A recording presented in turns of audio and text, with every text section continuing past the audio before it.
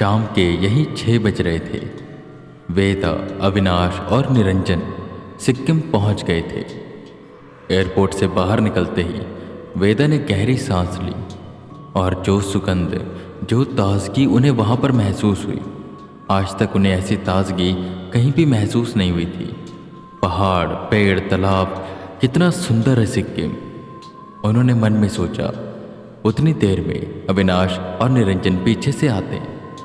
चलो एजेंट भी, हमें रात होने से पहले उस स्टेशन में पहुंचना है, वरना अनर्थ हो जाएगा। सामने एक आर्मी की जीप खड़ी थी, जिसमें जाकर वो दोनों बैठ गए। वेदा भी पीछे पीछे गए और उसमें बैठ गए। धीरे धीरे अंधेरा होने लगा। वो जीप तेजी से अपनी मंजिल की ओर बढ़ रही थी। अब तक वो शहर से दूर आ चुके थे और एक ऐसे एरिया में थे जहाँ कोई कार, कोई घर, कुछ दिखाई नहीं दे रहा था। बस पेड़ ही पेड़ थे और एक पतला सा रास्ता था जिससे वो जीप बढ़ती जा रही थी।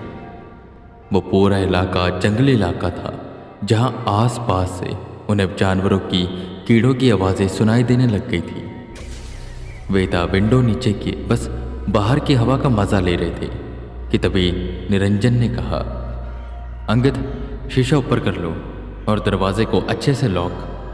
अब हम डेंजर एरिया में आ चुके हैं। यहाँ से हमारी सीमा शुरू होती है और रात का समय है, कुछ भी हो सकता है, इसलिए सावधानी बरतनी बहुत ज़रूरी है। वेदा ने आंखें बंद की और सेंस करने की कोशिश की तो उन्हें कुछ भी सेंस नहीं हुआ।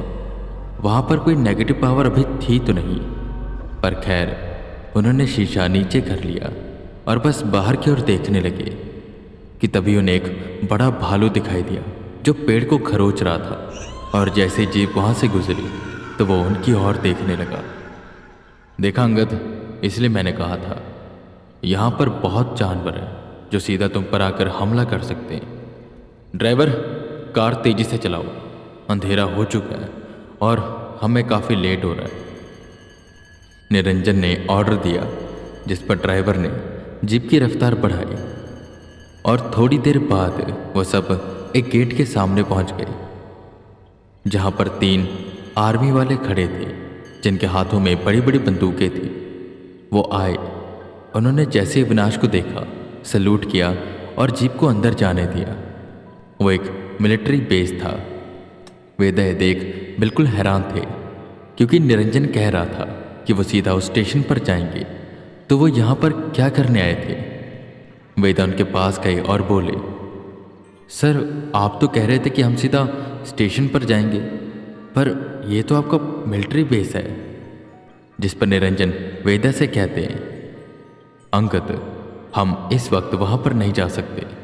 ये वक्त उस ट्रेन के आने का है और यहाँ से बाय रोड हम नहीं जा सकते, क्योंकि रास्ता पूरा ऊबड़ खाबड़ है। तो सबसे बेस्ट रास्ता है बाय ट्रेन जाने का। हमारे आर्मी यार्ड में ट्रेन खड़ी है, जिससे हम चाहे तो अभी भी निकल सकते हैं, पर यह है कि रास्ते में हमें वो ट्रेन मिल जाएगी, इसलिए हम सुबह निकलेंगे। अभी के लिए तुम रेस्ट कर सकते हो। शाम, टाइम बताओ, उसने बगल में खड़े एक आर्मी वाले से पूछा, जिसने घड़ी की ओर देखा और जवाब दिया, सर 9:42। निरंजन एक दिशा की ओर देखता है। 9:42 वक्त है अभी। अंगद, मेरे साथ आओ। और हाँ एजेंट भी, अब से हम तुम्हें अंगद ही कहेंगे, क्योंकि तुम्हारे बारे में बस हम दोनों को पता है और हम नहीं चाहते कि सबको तुम्हारे बारे में पता चले, इसलिए हमारे आसपास जब भी कोई होगा तो हम तुम्हें अंगद कहेंगे, ठीक है? और तुमसे भी अगर कोई पूछे तो तुम बस इतना कहना कि तुम स्टेशन मास्टर अंगद हो, बाकी हम संभाल लेंगे। वेदा हाँ में सिर हिलाते हैं और बस निरंजन के पीछे पीछे जाते रहते हैं। उस मिलिट्री बेस के आखिर में वो दोनों पहुंचे। वहाँ पर एक बड़ा सा गेट था जिसे निरंजन ने खुलवाया। वो अंदर आए। वह एक यार्ड की तरह लग रहा था। ये देखो अंगद, ये हमारा रेल यार्ड है। कोई भी सामान आता है तो यहाँ पर आता है, ट्रक्स, वेपन्स, टैंक्स, राशन, ये सब। और ये मिनी ट्रेन है जिस पर हम कल सुबह उस स्टेशन पर जाएंगे। हालांकि वहाँ पर 2 ट्रैक जाते हैं, एक नॉर्मल ट्रेन के लिए और एक मिनी ट्रेन के लिए। और तुम एक चीज़ सोच रहे होगे कि मैं तुम्हें इस वक्त यहाँ पर क्यों ला रहा हूँ। तो वो ट्रेन, जिसे हॉरर ट्रेन कहा जाता है, वो रात के 11 से 3 के बीच में यहाँ से गुजरती है। और वो देखो, वो जो ट्रैक है ना, उसके ऊपर से वो जाती है। उसके हॉर्न की आवाज़ हम सबको सुनाई देती है, क्योंकि बगल में तो ट्रैक है, तो हम तो सुन ही पाएंगे। हालांकि स्पेस में जितने भी लोग हैं सब हमसे पूछते हैं कि सर, एक कौन सी ट्रेन है जो रोज़ वहाँ पर जाती है। पर हमें झूठ बोलना पड़ता है कि वहाँ पर कोई कंस्ट्रक्शन चल रही है, तो उसके सिलसिले में सामान जाता रहता है। पर उनको हमारी बात पर भरोसा नहीं होता। उसके पीछे का कारण भी बहुत है, पर खैर यही है, देख लो तुम। वेदा उस ट्रैक की ओर देखते हैं। 2 रेलवे ट्रैक उनके यार्ड से निकल रहे थे और ये बेस के पिछले एरिया में थे। वहाँ से दोनों ट्रैक जाकर मेन ट्रैक से मिलते थे।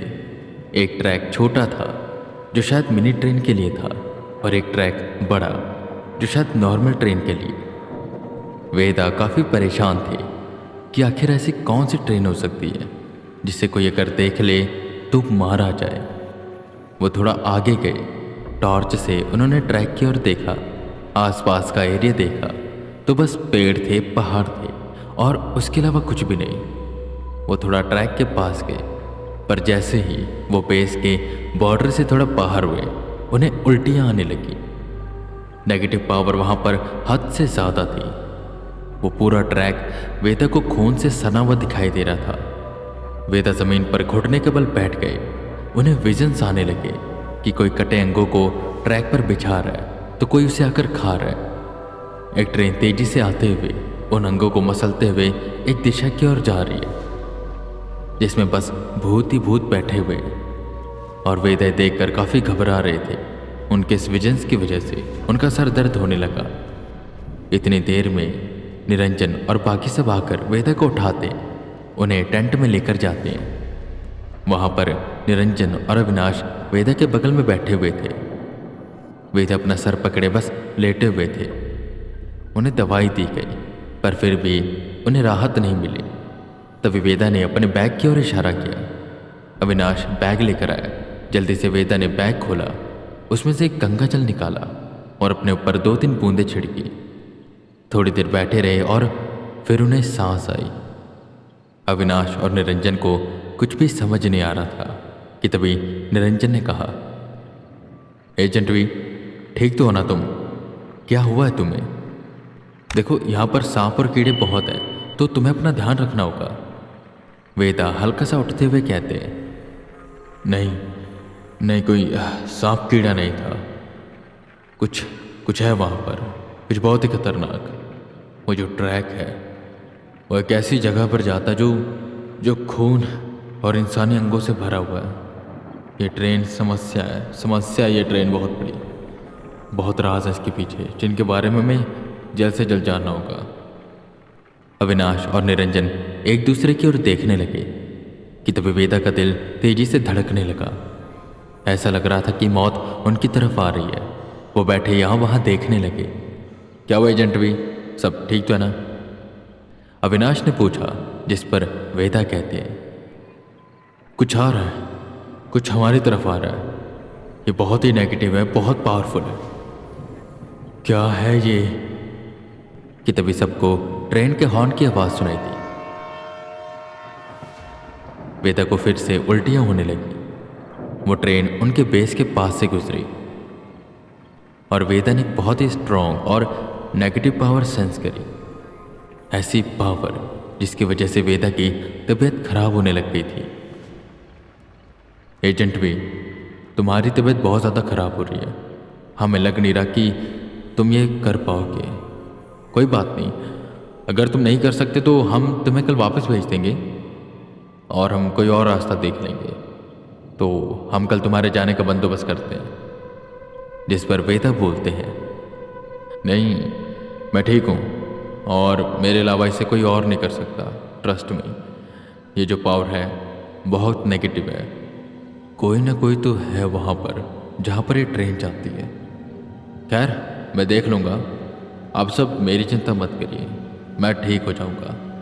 और कल सुबह हमें जाना है स्टेशन पर। मैं देखना चाहता हूँ कि आखिर क्या है ऐसा यहाँ पर। वेदा उन दोनों को कह रहे थे कि वो चिंता ना करे, पर वेदा को खुद चिंता हो रही थी क्योंकि ये जो भी पावर थी बहुत स्ट्रांग थी। पर वेदा मानसिक रूप से तैयार हो चुके थे, पर उनका शरीर मान नहीं रहा था। उन्हें थोड़े आराम की ज़रूरत थी, तो बस आंखें बंद करते हैं और सो जाते हैं।